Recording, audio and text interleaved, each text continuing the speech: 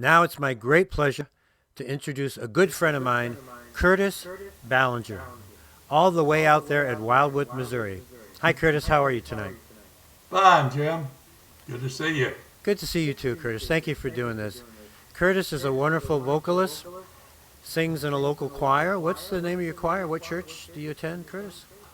Well, for some little over 40 years, I've been singing with the choir at Trinity Lutheran Church in Kirkwood, Missouri. I do solo work there, and it's been a blessing. And Curtis is he and I were at the Mariners Retreat Center for several years, and Curtis sang. He was the development director. He was out on the grounds. He was a man of many hats, and he's a good friend. So, Curtis, thank you for being a part of this concert to raise money for homelessness. Well, it's an honor to be a part of this wonderful project. I just think it's a tremendous way to help our fellow man, in a real meaningful and direct way. So I encourage everybody out there to support this because it's an outstanding project. Thank you, Curtis. So I'm going to let you take it away. Everybody, this is Curtis Ballenger. Thank you, Jim. I've selected a couple of songs that I think are appropriate for this particular project. The first one is actually a hymn that you'll be familiar with in all likelihood, but the thing that I think makes it appropriate for this is the story behind the hymn, in that it was written by a man who he and his wife withstood more tragedies and sorrows than most people could ever imagine. And it's just hard to believe that people could live through this and still have a meaningful, fruitful life. The hymn was written in the middle of the 1800s by a lawyer, a prominent lawyer in Chicago named Horatio Spafford. And things were going well for he and his family until 1871. There was a horrendous fire in Chicago that you're familiar with. Mrs. O'Leary's cow kicked the lantern over, and there was a hot town in the old town tonight. But I'm not going to sing that one. But anyway, in that fire, Horatio and his wife Anna lost a 4-year-old son, and he also lost all of his investment property, and it pretty well wiped him out financially. But he recovered, and a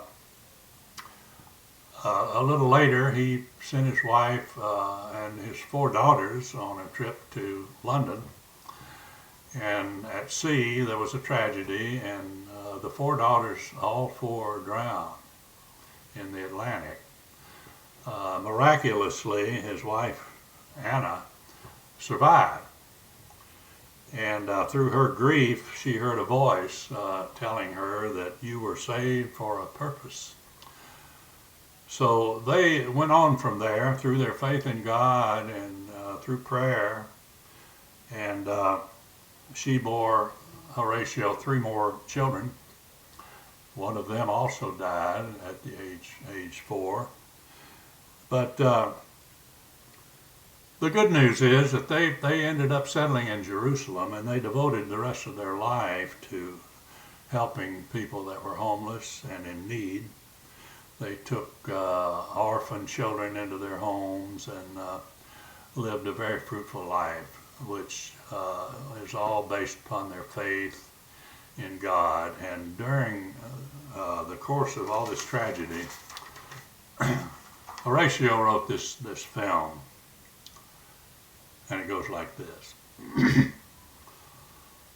When peace like a river attendeth my way, when sorrows like sea billows roll, whatever my lot, Thou hast taught me to say, it is well with my soul. It is well with my soul. It is well with my soul. Though Satan should buffet, though trials should come, let this blessed assurance control, that Christ has regarded my helpless estate, and has shed his own blood for my soul. My sin, oh, the bliss of this glorious thought. My sin not in part, but the whole, is nailed to the cross, and I bear it no more. Praise the Lord, oh my soul. It is well with my soul. It is well with my soul.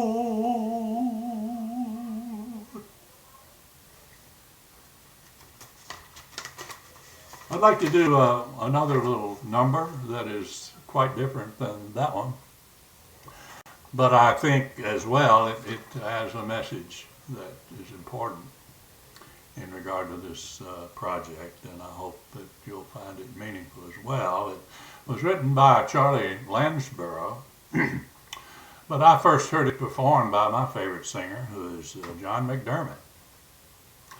And if you're not familiar with John McDermott, and you want to hear the best rendition of Danny Boy that you've ever heard, I invite you to Google Danny Boy by John McDermott. I'm not going to sing Danny Boy, although it's another favorite of mine, but more appropriate for this occasion, I think, is the one I'm going to do. But it's called My Forever Friend. So here it goes. Everybody needs a little help sometimes. No one stands alone. Makes no difference if you're just a guy like me, or a king upon a throne. For there are no exceptions. We all stand in the line. Everybody needs a friend. Let me tell you of mine. He's my forever friend. My leave me never friend. From darkest night to rainbow's end, he's my forever friend. Even when I turn away, he cares for me. His love no one can shake. Even as I walk away, he's by my side with every breath I take. And sometimes I forget him. My halo fails to shine. And sometimes I'm not his friend. but he is always mine. He's my forever friend, my leave me never friend. From darkest night to rainbow's end, he's my forever friend. If you still don't know the one I'm speaking of, I think it's time you knew. Long ago and far away, upon a cross, my friend died for you. So if you'd like to meet him and don't know what to do, just ask my friend into your heart, and he'll be your friend too. He's my forever friend, my leave me never friend. From darkest night to rainbow's end, he's my forever friend. From darkest night to rainbow's end, he's my forever friend.